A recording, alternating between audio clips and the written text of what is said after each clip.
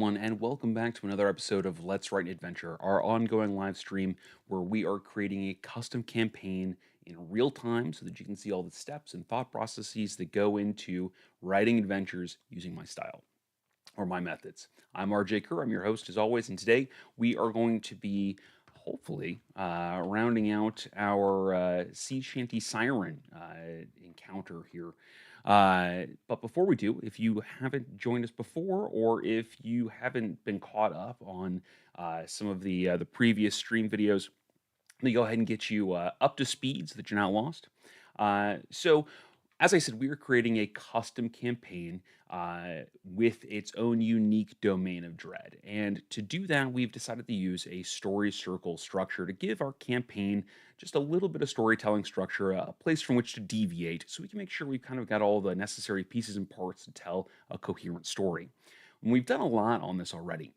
We have figure out how our characters enter into this domain of dread through a portal that opens up on the blood moon.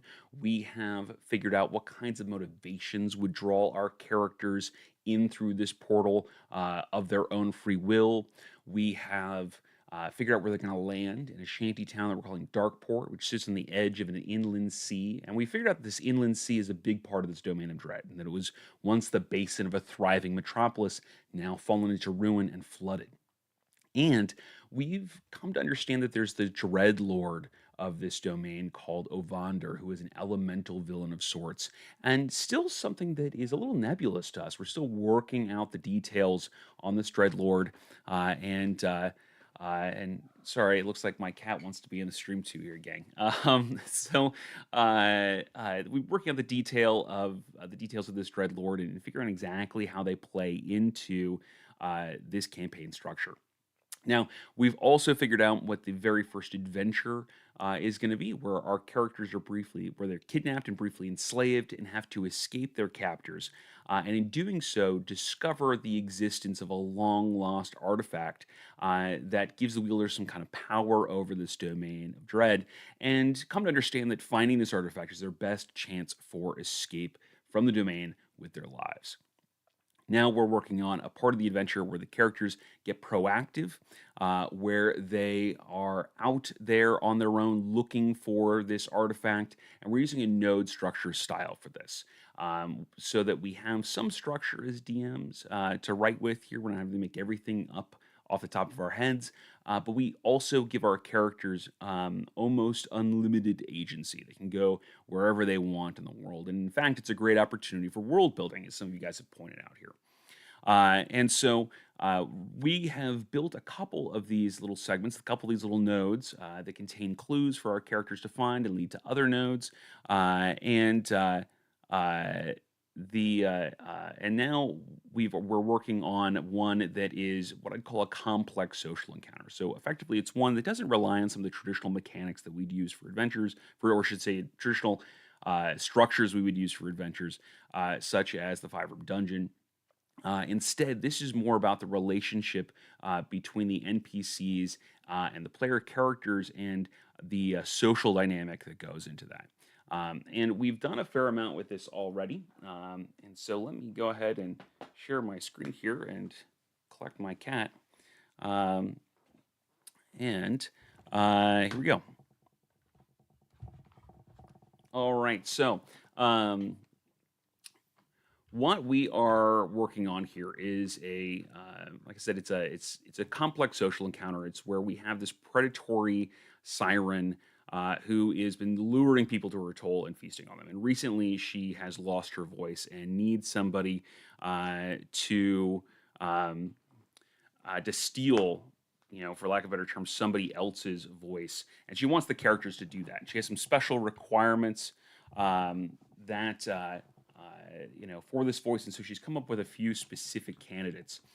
And the trick here is that those candidates have to give up their voice willingly. And so we have spent some time building out kind of the background on this siren, as well as sort of her motivations and her values, and given her a fair amount of detail so that we can really role play her well, especially because we're thinking about making her a more than just kind of a one-off character, but one that will come back over and over again. And because this particular encounter relies on these kind of complex conversations and social encounters, we want to make sure we've got that completely built out as a DM to give ourselves some help before the characters get to this point. We also did the same kind of thing for the three NPCs that the characters can try to convince to give up their voice, and we've given them a little more information here because there's going to be that sort of a conflict between the NPCs and the player characters, such that the player characters want this NPC to give up their voice. This NPC should have a reason they want to keep their voice, and maybe a reason they might be willing to give up their voice, and then some secrets or secret or two that they hold that the characters can discover and use as a lever to kind of try to force them if need be. And so we came up with the bard, the priest, and the widow. And then to keep this thing from becoming just a series of sterile charisma checks, we want to add a little bit of complication to this. And so we came up with a pretty simple complication for encounter failure. They reach out to an NPC, they fail to convince this NPC to give up their voice, and now they lose some reputation around the domain of dread in other towns and settlements in the area there, thus affecting kind of their ability to do business and interact with NPCs elsewhere. But also, we wanted some twist for success, and so we came up with a few encounters. So if the players do succeed, now they've got one last barrier they need to overcome in order to make it back to the siren with the voice in contract and well, succeed in their quest. And so we built these to be a series of mostly combat encounters because there's hadn't been really much in the way of combat in this at all already. But also, some things that can devolve into chases and that sort of thing, where we can have a little bit of variation based off of where the characters go.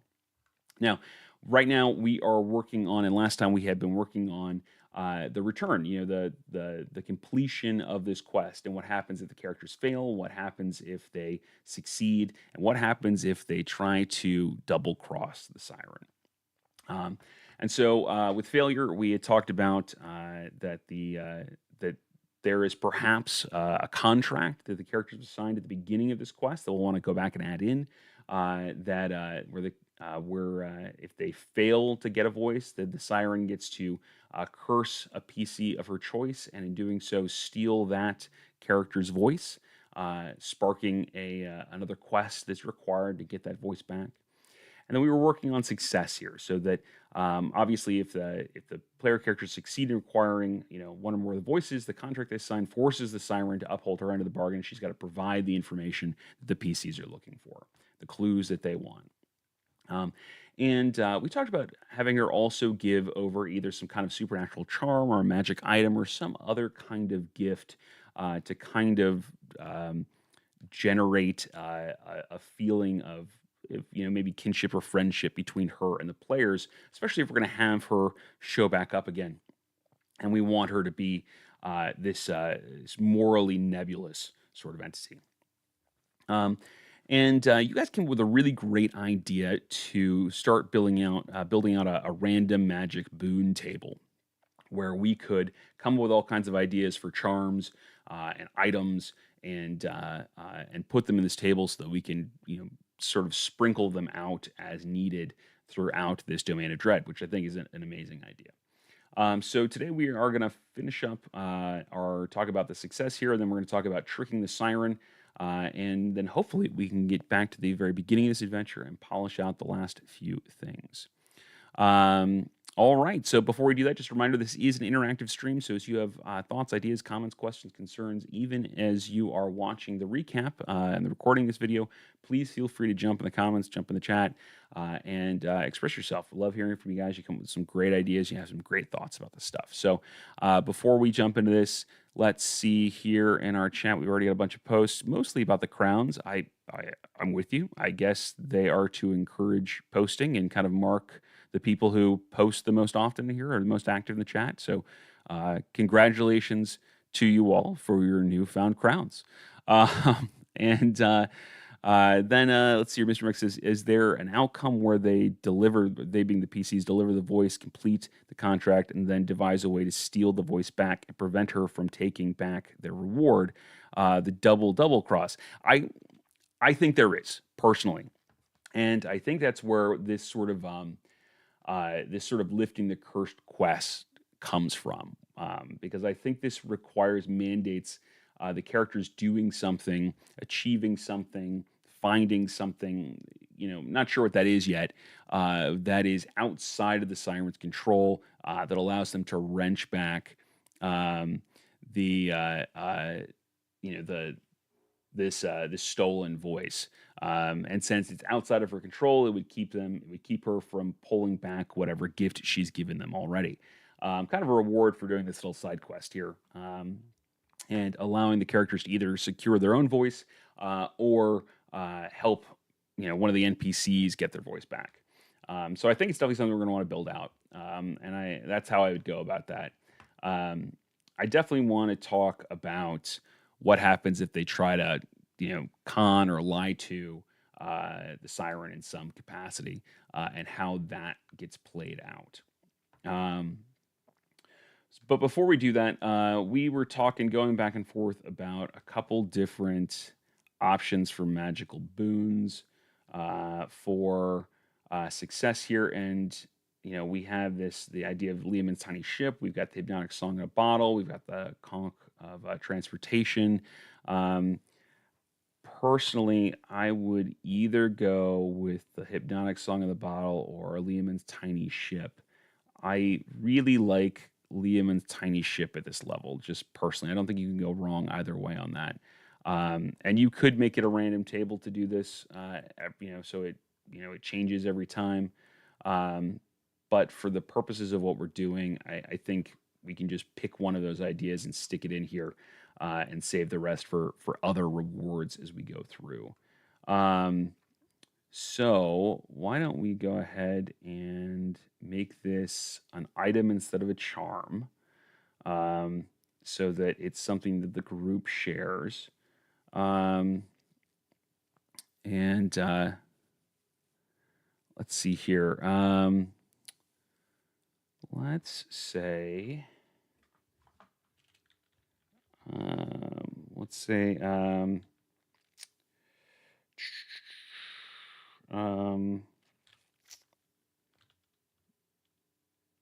let's say the ship of shelter. Let's call it something like that. And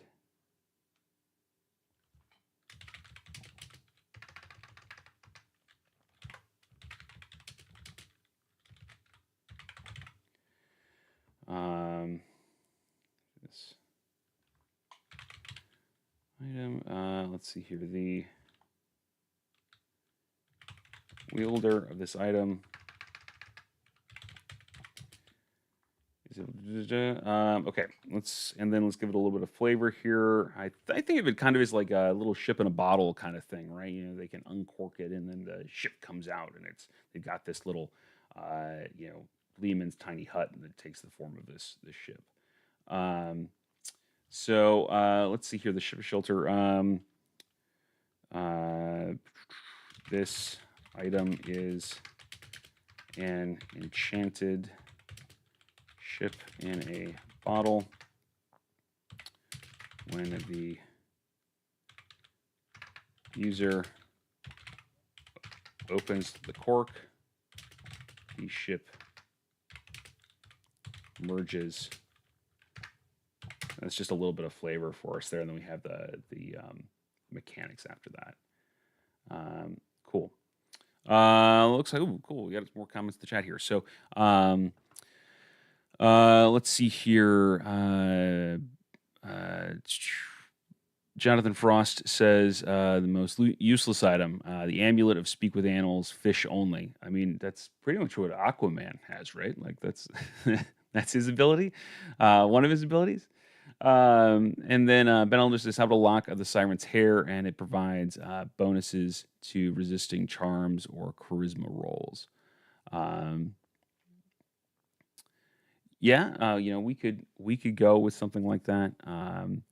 That's certainly an interesting idea for a boon here. Let's toss it on the table at the very minimum here. Um, Lock.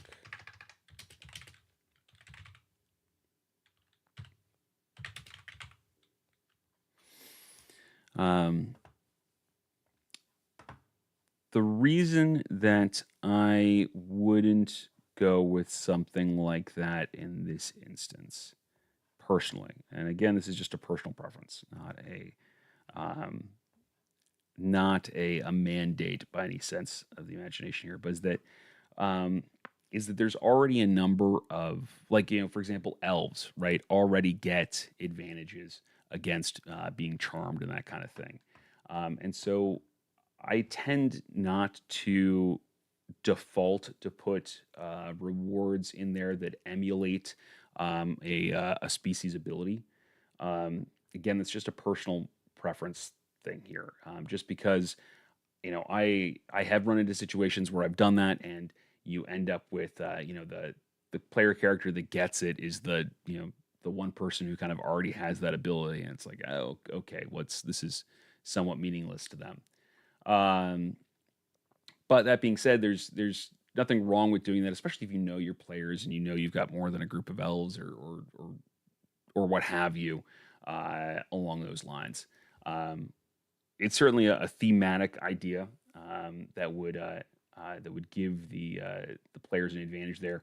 I also would question, especially since this siren is predatory by nature, why she would give them something that would help the, the the characters resist her in the future. I don't know that she would want to nerf her ability like that. Um, so I think that the this whole ship of shelter, Lehman's tiny ship kind of deal here, um, is uh, uh, is the kind of thing where she would hand it over. It would be useful to the characters without impacting their ability to be potentially be manipulated or controlled by her in the future. Um, let's see here. We got definitely some more comments here. Let's see here. Mr. Mex says, I like the random table where maybe one of the options is a dud and not something expected to be useful. Just smells like the ocean. LOL.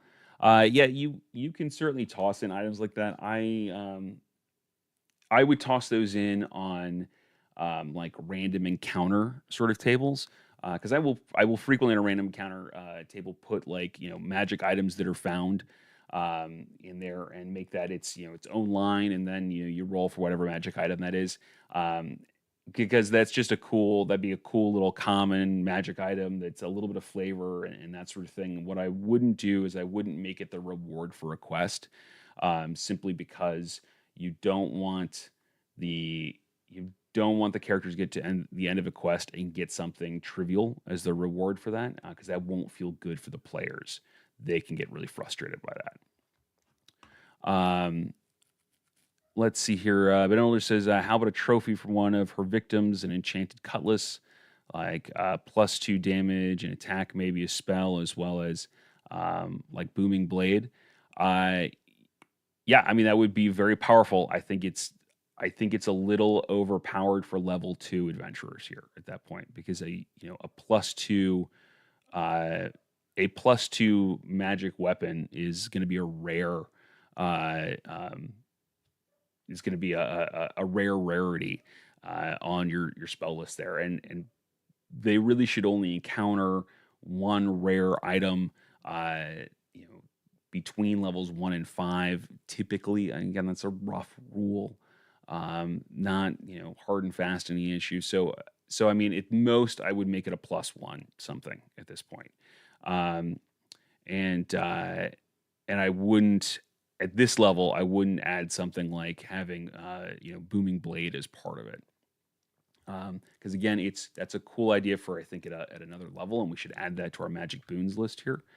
But uh, I think it's a little too much for second level characters at this point. So let's see here. Say +2 cutlass. that casts booming blade. Cool. All right. Good ideas. Good ideas. Keep getting ahead of myself here. Here we go. Okay, so let's say. Okay, so gust of wind, something nautical, yeah. Bag of favorable winds, yeah. You could do something like that for sure, for sure. Let's toss that on here. Our list, bag of favorable winds.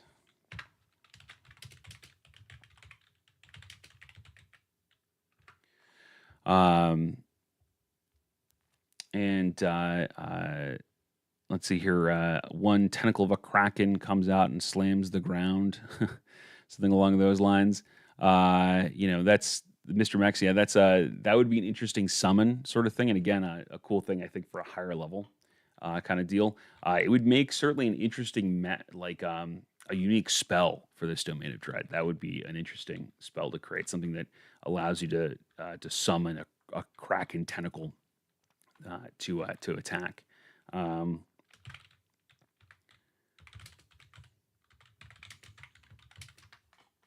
Okay. Let's see. Benelda says maybe the hair grants water breathing instead.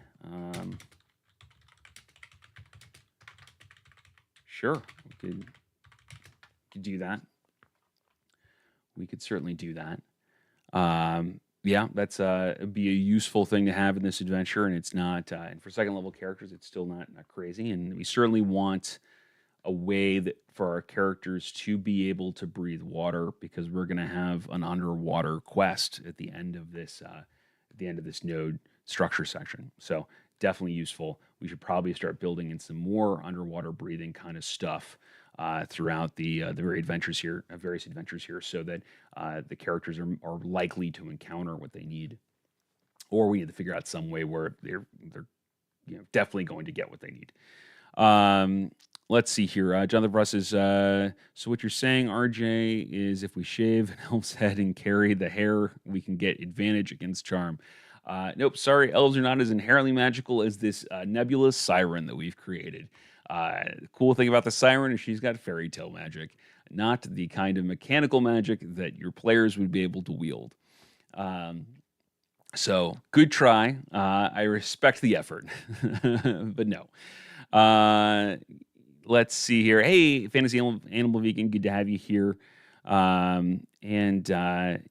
cool. So that looks like that gets us caught up on the chat here. So let's come on back here. Lots of great magic item ideas, all things I think we can use in the future in various places in this campaign.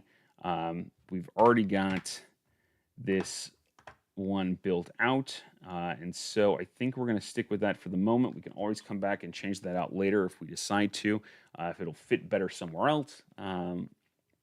But let's go ahead, and since we've got a limited time left here, let's move on and talk about tricking the siren, right? Where we came up with this thought process that the characters might try to get the voice from somebody other than one of these three NPCs. Maybe somebody who's done them wrong in town, or somebody they don't like, or you speak with animals and they get a badger to consent or something along those lines. And then they come back with this contract.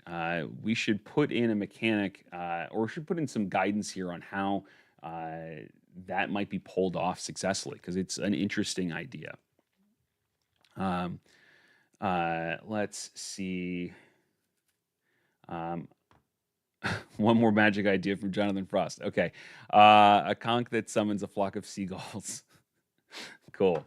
Let's see here. Let's see. Flock of seagulls summon.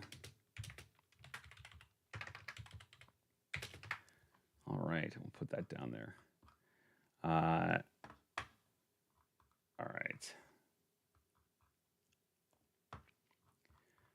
Okay, so the big thing I think for this is um, let's say that if the PCs attempt to trick the siren into accepting a voice other than those stipulated in the contract. And the question that I have for this, the question that I would be kicking around in my head about this is, if we have this idea of this contract, it's magically binding, would that influence the NPC, the player characters in some way, if they try to bring in something that is less than the genuine article to the siren? Would there be some sort of checks or balances that would that initiate a different kind of curse or something along those lines? Or is that something that the characters really could get away with because it's not necessarily specified in the contract per se, that it has to be one of these voices or another? Um, so, so that's something for us to consider, I think. The Let me chew on that. Let me read your comments while I chew on that for a second here. Let's see here. Flock of Seagulls jokes, awesome. Fantasy Living, is there an NPC ventriloquist that the party can befriend to trick the siren? The magic cup of drinking water that lets you throw your voice. Um, Let's see here. Perhaps Ben Ellis is perhaps a bowl that, when filled with seawater and a drop of blood, allows them to contact the siren to ask questions. Um, that could be interesting. Let's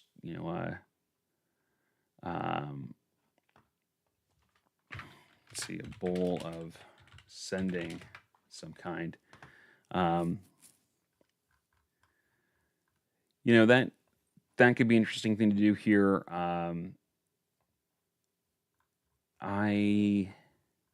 There's some definite advantages to doing that, and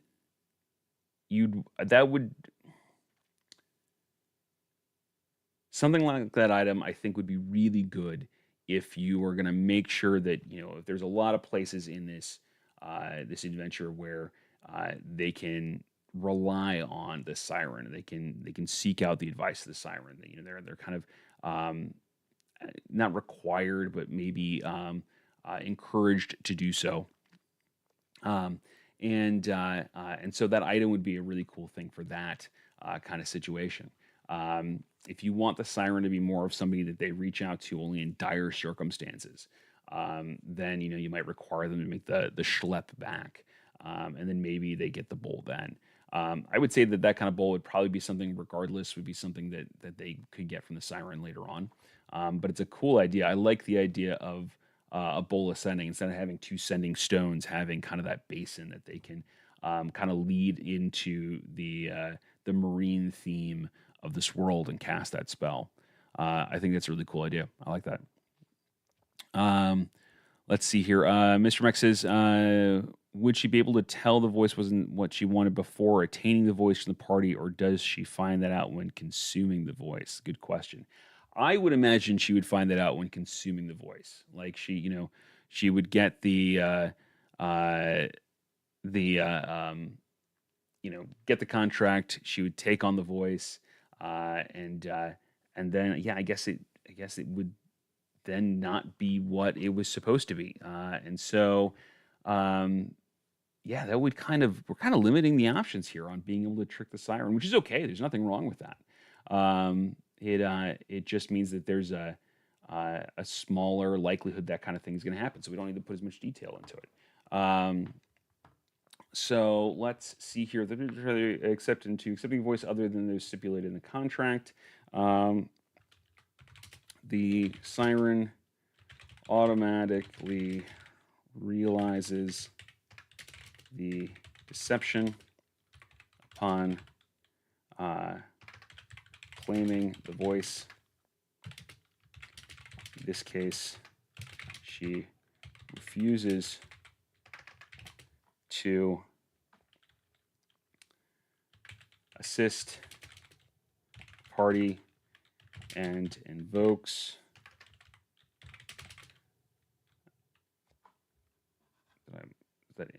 okay, yeah, invokes the contract to claim one of the PC's voices as compensation. Cool, done, easy, very nice. Yeah, so that gives us a quick little bit of guidance because your player characters are going to try to do this at some point, it kind of rounds that out and keeps it from being a loophole in the adventure there. Excellent, cool. So let's see here. We're coming up on our time. Well, we are at our time here, but let's see. We got one more comment here from Jonathan Frost. Figurine of wondrous power, bronze fish. Okay, yeah, let's toss that in there. You're right. Not sure what that does, but it's thematically cool. Figurine of wondrous power. Bronze fish. Does question mark. Cool.